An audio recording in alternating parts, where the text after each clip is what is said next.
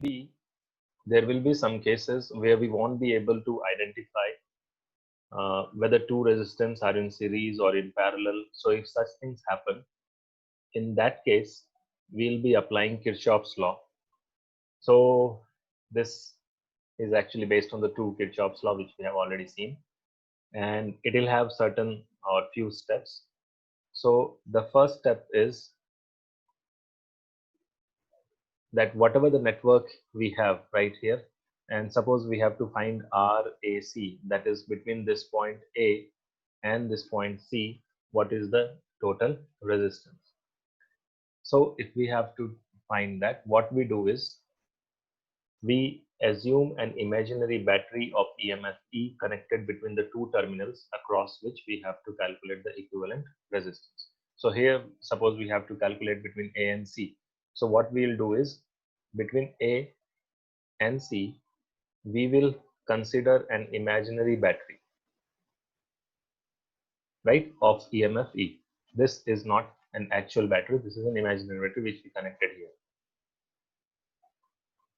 So I think by now you must have understood what we have to do. So the first step is assume an imaginary battery of EMF E.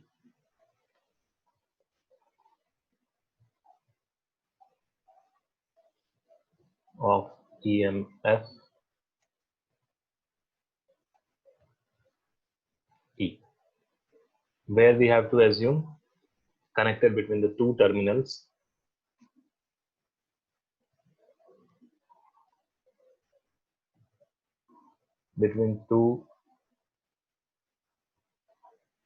across which we have to find the resistance. Done.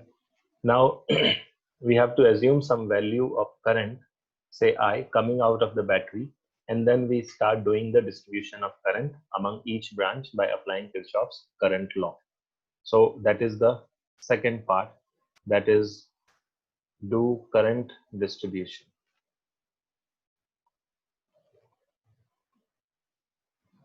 Right? So what is this? This is actually application of Kirchhoff's current law. Right? So what does that mean? You start with some current I. Suppose there is this current I which left here, this terminal of the battery, and then there will be division of current. So the division of current will happen, and if you see this particular circuit, in this circuit we know that it is a symmetrical circuit. So because it is a symmetrical circuit, the currents will be divided equally. Now what does that mean? There is this, that suppose if I assume that this is current I, then I'll have to think about the division of current. That means here there will be I by 2 current, and in this segment also there will be I by 2, and then again there will be I by 4 and I by 4. Now this way we'll end up having lots of fractions. So we are not going to do that. We are going to start in reverse direction. That is, there is some current which is coming from the battery. We will take care of that, but we will actually start from this point.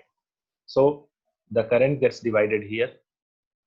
Then suppose if I come to this point, it will be divided here at E. Then again here it will come, and there will be some current over here. Now suppose the current which comes here, this is the innermost junction. Suppose the current here is I, and in this branch also it is I, right? So if the current in this branch is I, that is from E to central point, if that is I, current in this branch will also be I. Now current in EB is I, current in E and this central point, say EO is also I. So that means the current which is coming here is 2I, and that's why the current here will also be equals to 2I. There is nothing wrong in doing the other way, that is you start with I and end up I by, I mean, you start with I, divide in I by 2, and then I by 4 and I by 4. The only thing is we'll end up having lots of fractions. So that's why, to avoid that, we start with this. And how do we come to this figure to 4i? So like this, we started at this junction with I and I. So 2i, 2i, 2i, total 4i. This is nothing but application of Kirchhoff's current law. And see here, now from here A to H there is 2i current, from H to O I current has gone, so that means here also there will be I current, and now this I will come as it is to here.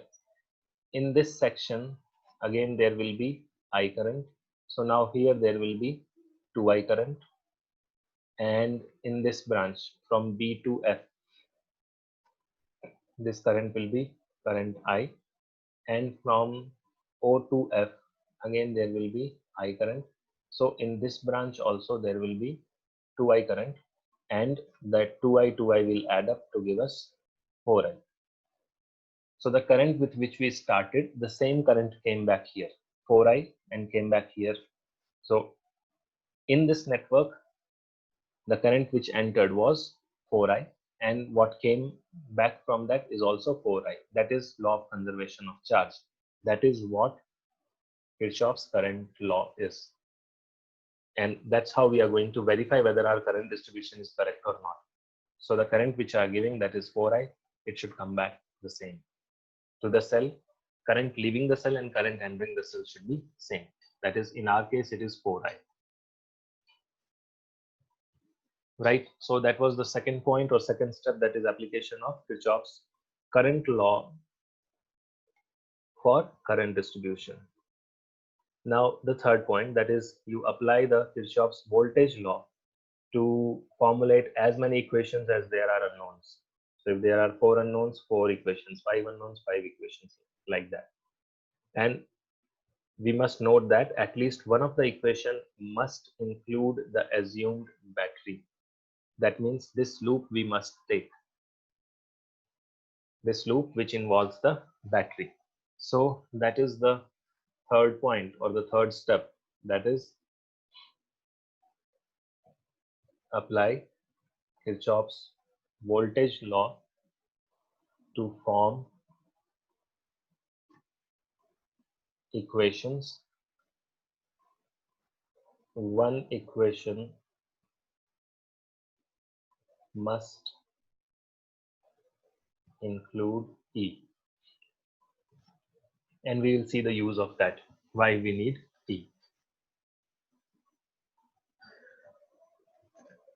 So why we need E? Suppose you have E. Now what do we have to do? We have to find the equivalent resistance of this entire network or the mesh which you are seeing above. So let us suppose that this is that entire mesh or the network or the equivalent resistance, that is R equivalent. To this we have this cell which is of EMF E is attached like this, and from this the current which is going is 4I and the EMF is E. So from this it is very easy for us to find what is R equivalent. R equivalent is nothing but E, that is EMF of the cell, divided by 4I, that is total current. So instead of 4I, I'll write this 4. You don't have to always write 4I. 4I is here the total current. That's why we have written 4I. So this is actually total current. It's not 4I always, right? So this is why we said that you must include an E here. One equation must include E, so that in the end we can find R equivalent, that is equals to E divided by I, where I is total current. So this is what we are going to do here as well. Now in the following, this particular network, there were 12 identical resistances and equivalent resistance between A and C as we had to calculate. We have already done the current distribution, and we have done current distribution in this particular case depending on or based on the fact that it is a symmetrical circuit, all resistances are same, so that's why current will be equally divided. Wherever there is a branching, current will be equally divided. So we got this. Now the third step, so first and second step we have already done. In the third step, we have to apply the KVL, that is Kirchhoff's voltage law. This is what we have to do now, that is applying the Kirchhoff's voltage law. Along the loop, then there are multiple loops here. We will take this loop which we see here, that is A, B, C, D, or A, B, C, and the battery. So that we must include, that's why I am taking that. That is, say, third step is applying KVL. Now we have to even specify which loop we are taking. So our loop is A, B, C, E. E stands for EMF or the battery, and again to A. This is the closed loop. So applying Kirchhoff's law here, if I start from here, we see that this 2I, this is negative, or let me represent that whether the cycle and in that particular loop, whether that in that particular branch, whether the voltage is gained or lost. So this, there is a loss here. Here there is a loss. From E to B, there will be loss because we are moving in the direction of current. Then from B to F, there will be a loss. From F to C, there will be a loss. From C to, there is anyways this cell E, right? So just one loop we are trying and see. Let's see, because I think there is only one unknown, that is R, right? So just one equation will be sufficient. So if we apply this KVL on this, then we have minus 2I into R, first one, then minus I into R, second one, that is E to B, then we have minus, then B to F, again minus IR, then F to C, that is minus 2IR, and then C to E, that is plus E. This is equals to 0. That means this E is equals to 2 plus 2, 4, that is 6IR. What do we have to find? We have to find equivalent resistance. So equivalent resistance will be equals to E divided by 4I. So that means that will be equals to 6IR divided by 4I. So that is 3 by 2R. This is the equivalent resistance, or this is our answer. Right? So such questions where we are not able to find out the equivalent resistance using any method which we have already discussed earlier, there we are going to apply Kirchhoff's law. So Kirchhoff's law, its application we have seen was there in Wheatstone bridge, and Wheatstone application was there in meter bridge. Then the Kirchhoff's law is used to find or calculate the unknowns in a network, for example, to find the current in a particular branch or unknown resistance. And here we have seen that it is also used to find even the equivalent resistance.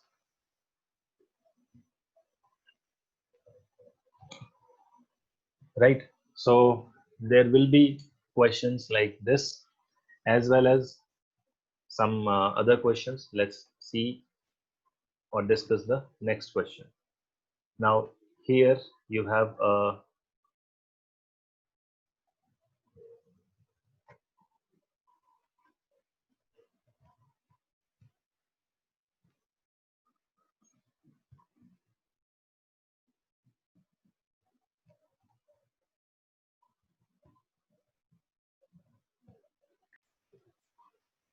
in this given circuit, it is given that E1 is equals to 4 volts, E2, sorry, E2 is equals to 6 volts, R1 is 2 ohms, R2 is also 2 ohms, and R3 is 4 ohms,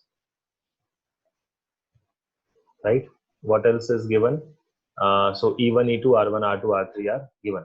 We have to find the current I1. So I1 is the unknown which we have to find. Okay, so here we can see that there are again two loops here. That is one loop. I can take this as one loop and this as the second loop. So now we will have the two loops, and in this we will try to form the equations, and then from those equations we should be able to find out the unknowns which are there. And mainly the unknown is the unknown which we have to find here is I1, or the current I1. Now for the first loop, that is loop which is above,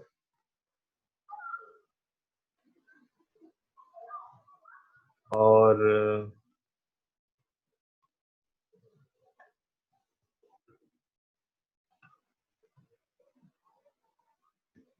so R2 is 2 ohms, and R1 is also 2 ohms.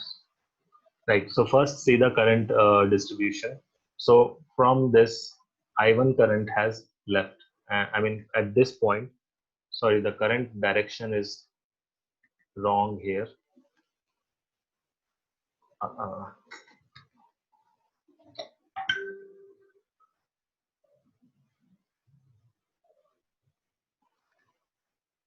the I2 current direction is like this. Okay. So if I1 at this junction, if you see this particular junction, this which is there in the red dot, from in this junction there are three branches.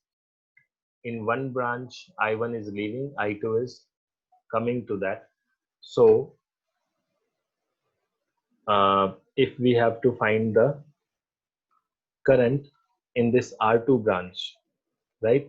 So in R2 branch, if I give the direction of current as this, now again this is up to us, this can be even wrong, but if it is wrong we will get the negative answer at the end. So let us assume that the current here is in this direction. So if the current is in this direction, that means the current here is actually I2 minus. So I2 current has come, out of that I1 has left. So here how much current is there? Or we can actually take the current direction as opposite, that is in the reverse direction as well.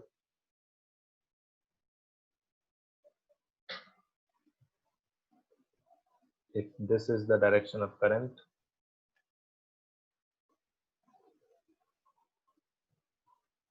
so that means the current here is I1 minus I2. If the current, now we have to correctly find the direction of the current here.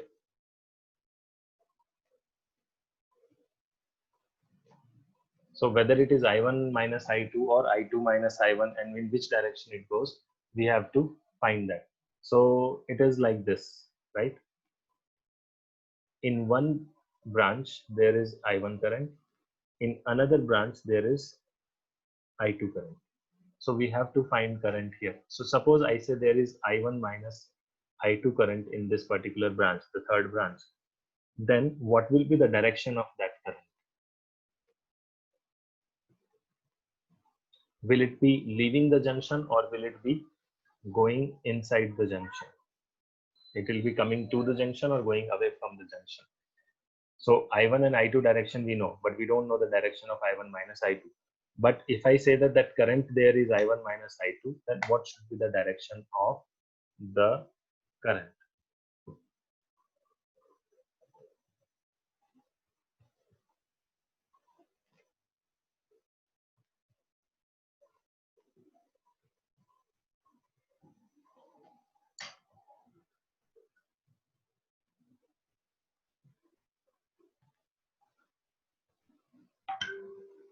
Any doubt in this? See, this should be, it should be like this, right? If it is like this, then the total incoming current is I2 plus I1 minus I2, that is equals to I1. So this is the total incoming current, and total incoming current is equals to total outgoing current. So this should be the direction of I1 minus I2. So direction of I1 minus I2 is this, if the value is I1 minus I2. Right.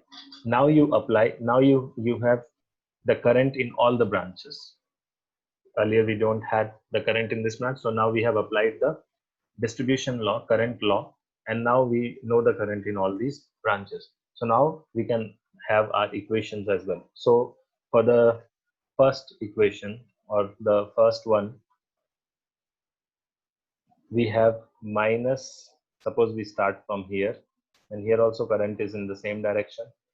So it will be minus of I1 into R1, then minus of I1 minus I2 into R2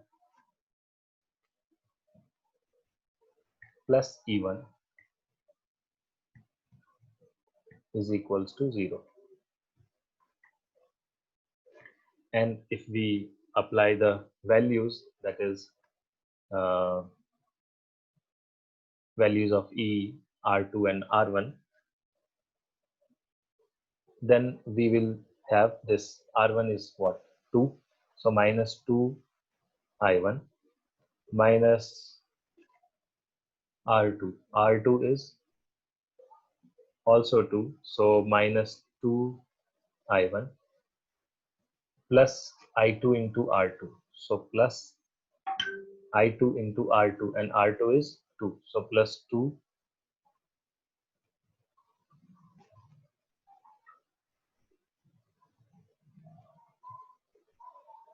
plus 2 I2, that is equals to, or plus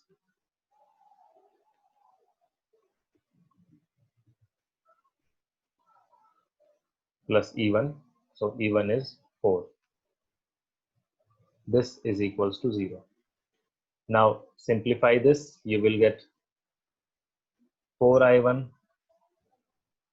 plus, sorry, minus 4I1 plus 2I2 is equals to minus 4, or simplify it further to get 2I1 minus I2 is equals to 2. This is our first equation. So we have two unknowns, I1 and I2. So we must have two equations. So this is our first equation. Now the second loop. The second loop, again applying the same Kirchhoff's law. Again start from any point. Say we start from this point. So as we have seen, the current is moving in this direction. This is the direction of current. And if we are also moving in the same direction, so then it will be I2 in minus I2 into R3.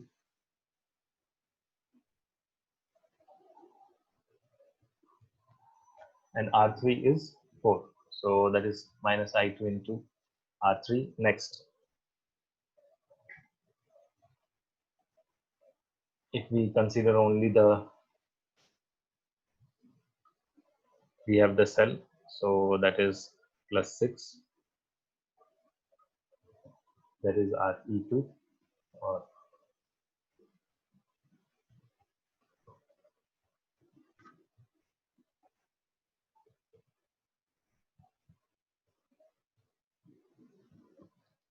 so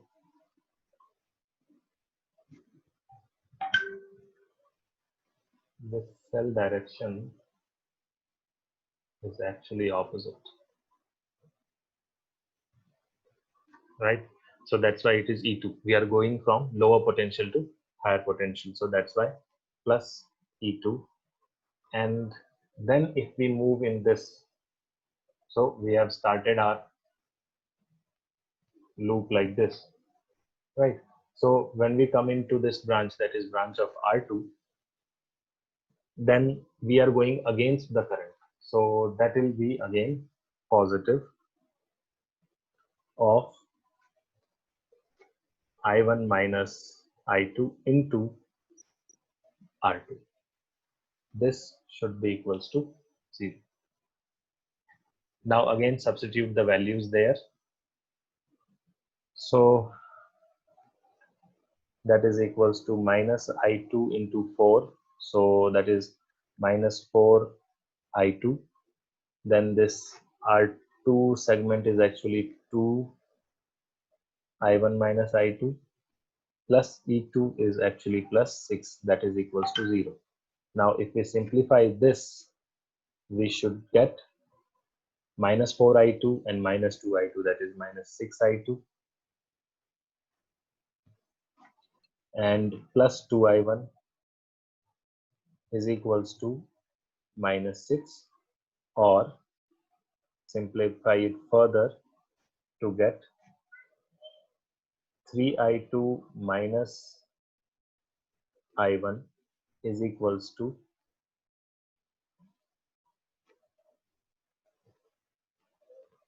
3. That is the second equation. So now we have our two equations. This is our first equation. This is our second equation. So we have two equations. We have two unknowns, I1 and I2. What do we have to find? We have to find I1. So in order to get I1, what should we do? We should simply solve these two equations and we'll get both I1 and I2. So that is how we apply Kirchhoff's laws in order to find unknowns or determine unknowns in a given network. Those unknowns can be EMF, those unknowns can be potential drop, those unknowns can be even resistances and the current, obviously. Right? So if we have to solve this, we have 3 I2 minus I1 here, and so multiply this first equation by 3 and then add. So if I multiply it by 3, I'll get 6 I1 minus 3 I2 is equals to 6, and then we add these two. So when we add these two, 3 I2 and minus 3 I2 will get cancelled, and we'll have 5 I1 is equals to 8. So I1 is equals to 8 by 5, that is 1 point,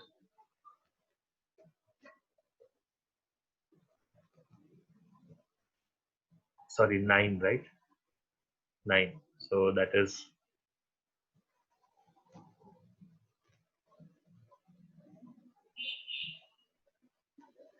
9. So it will be 9 by 5, that is 1.8 amperes.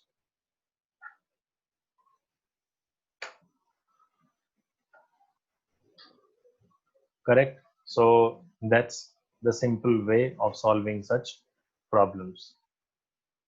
Let us see one more problem.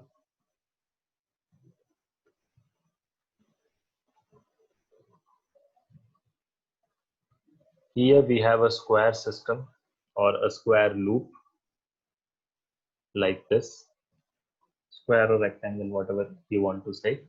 There is a loop like this, and it is given that in these loops there are inlets and outlets. So connection goes like this, a wire goes like this.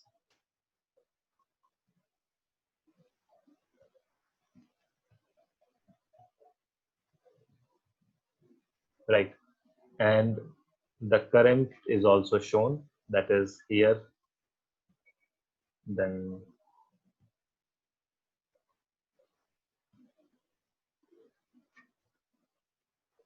right, incoming current here, incoming here as well, incoming here, and outgoing here. So these currents are given 5 ampere, 15 ampere, 3 ampere, and this is I. So this is the network of current. The magnitude of current is as you can show here, see here. The current I is the unknown which we have to find out. So what is the current I? That's what we have to find out. So here this question is simply based on only the current law, that is Kirchhoff's current law.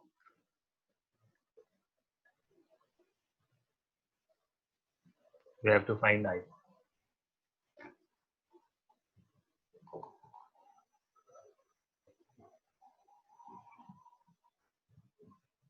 Yes. So how can we solve this?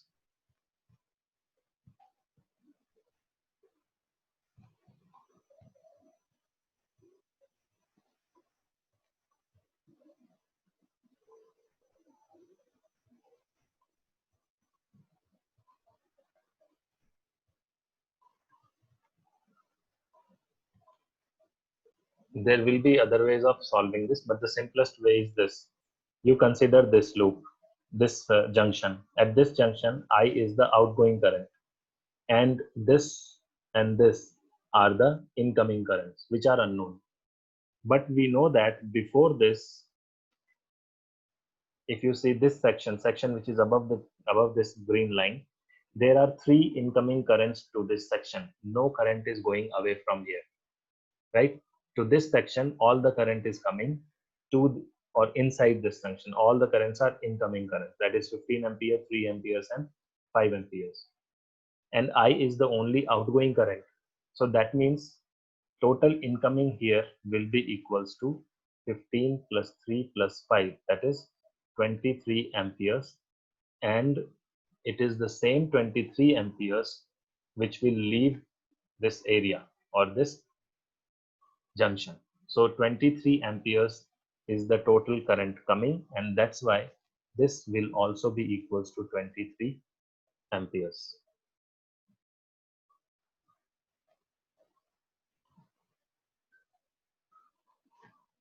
Right? So our answer is 23 amperes. Okay, now I'll send you some questions to solve based on